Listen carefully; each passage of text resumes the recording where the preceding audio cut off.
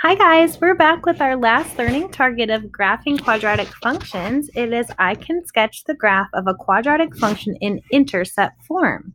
Now, vertex form was named that way because it was really easy to find the coordinates of the vertex just by looking at the function. And intercept form is named that because it's really easy to find the x-intercepts by just looking at the function. I just want to review, I'm going to move this and show you.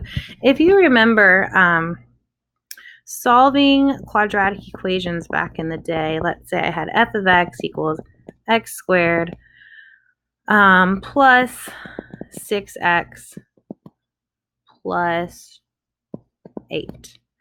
And one way we could solve these was by factoring. And we would set it equal to 0, and we would say what multiplies to 8 and adds to 6, and that would be x plus 4 times x plus 2. But the actual solutions, or the intercepts, the x-intercepts, are what would make each of these factors equal 0. So if we set them equal to 0 separately, oops, that's 4, and solve, we would get x equals -2 and x equals -4. And those are our x-intercepts. Of course, they would be the points -4, 0, and -2, 0. Now, if we look back down here at our intercept form, we see that we have two factors, x minus p and x minus q, and those give us the x-intercepts p0 and q0. Just like up here, we had x plus 2, so the intercept was -2, 0. X plus 4, the intercept was -4, 0. So it's just the opposite sign that you see in the factor. And then in the front of the function, we have the letter a, which we're used to seeing. That'll either vertically stretch, shrink, or reflect over the x-axis. Okay. Now, once we have found the x-intercepts, because our graph is symmetric, the axis of symmetry is halfway between those x-intercepts. So we just need to find their midpoint to find the axis of symmetry. Now, this is a formula you can use. It's just like finding the average. You know how if you want to find the average of two things, you add them together and divide by 2. If you had 5 things, you'd add all 5 things together and divide by 5. Well, since we just have two values, we take p plus q and divide by 2, and we'll get the axis of symmetry. And we know that if a is positive, our graph's going to open up. Negative, we're going to open down. Okay, so let's get to it.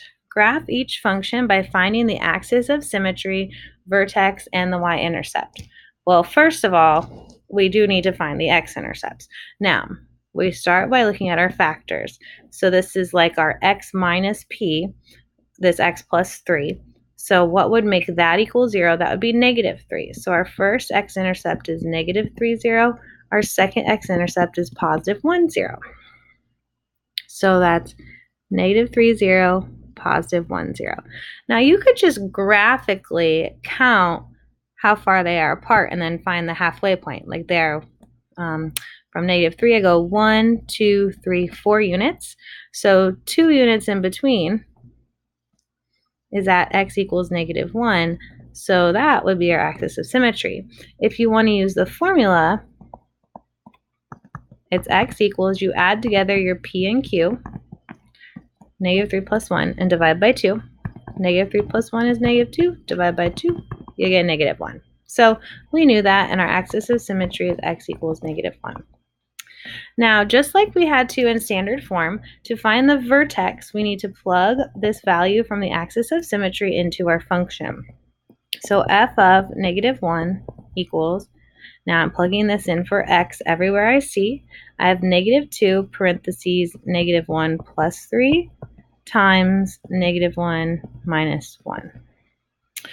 So let me clean up what's inside those parentheses first. -1 plus 3 is 2. -1 minus 1 is -2. -2 times a +2 is -4, but times another -2 gives me a +8. So my vertex is at -1, 8. That's right up here. Okay, finally, it says to find the y-intercept. Now, we don't have a c here, so it's not quite as easy as finding the y-intercept in standard form, but it is very simple because anywhere on the y-axis, anywhere on here, right, has an x value of 0.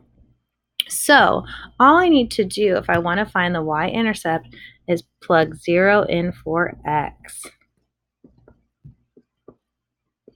which essentially is finding f of 0, right? That's what we're doing.